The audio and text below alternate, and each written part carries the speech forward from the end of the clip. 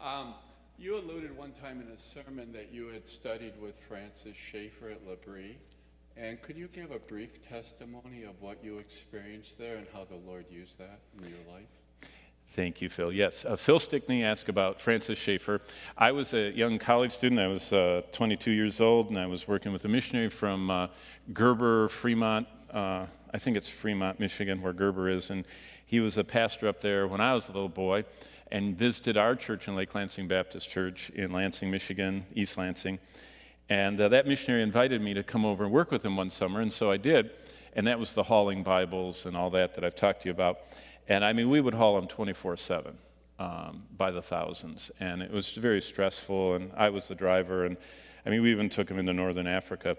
And so by July, so I worked May, June, and by the second week of July, this missionary said to me, "You need to go on a spiritual retreat with some friends of ours." And I'm all for retreats. I thought that meant food and rest.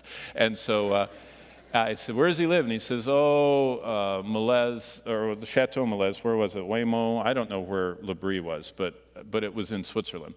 I'd never heard of L'Abri in my life. All I did is I took my Eurail pass and got off the train station. He said, "Walk up the hill, go to this series of chalets, and check in." Well, it was kind of like a commune, not in a bad sense, but it was a collective work together kind of place. And so I came in and I told them my name, and they said, "Oh yeah, we know you're coming. You're assigned to the herb garden." Everyone had to work. If you would not work, you could not eat. That was a philosophy of Francis Schaeffer right out of the Bible. And so I threw my duffel bag on my bunk in the bunkhouse, which was, later I found out I actually stayed at his house and ate all my meals with Francis Schaeffer, but I didn't know him. I didn't know who he was. And so I threw my duffel bag on there and went out to the herb garden. And when I got to the herb garden, there was this elderly man squatting down. He had a long white goatee. He was wearing these knicker kind of pants and pulling weeds. I thought, how curious.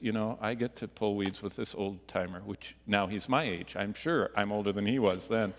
But we pulled weeds, and all of a sudden I realized this man, I only understood every third word that he said. I mean, in English, I only understood every third word.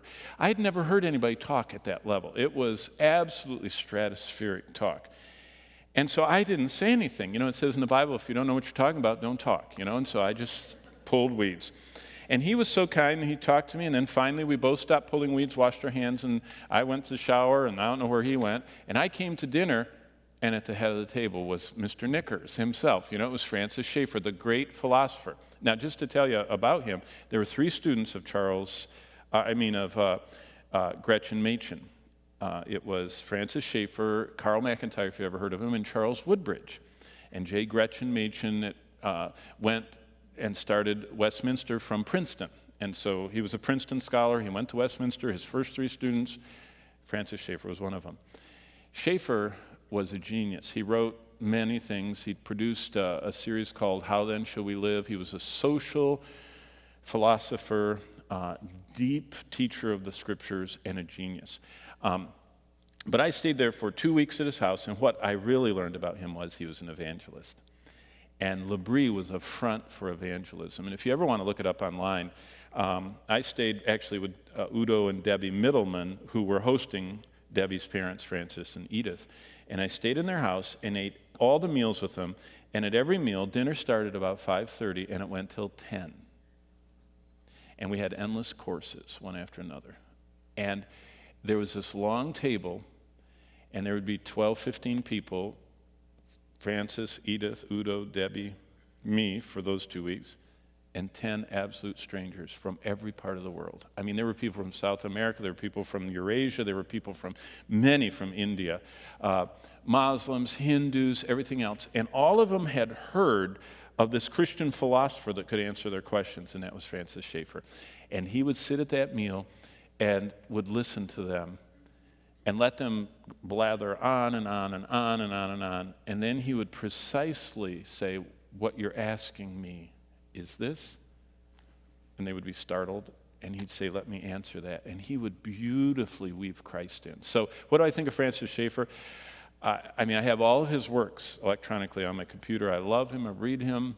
He is a real servant of the Lord. Edith, everything she wrote is astounding. They're kind of a generation past. They really are. His son, Frankie, went kind of kooky, you know. Yeah. So, and so that shows social activism can go too far and everything else. Is that a good enough answer? Did you have hair at the time? I had a lot of hair. Thanks, a lot. Yeah, with him, yeah. No, actually, that was a toupee. No, not really, no. No, that was me with him with hair. Thanks. Yeah. Amen.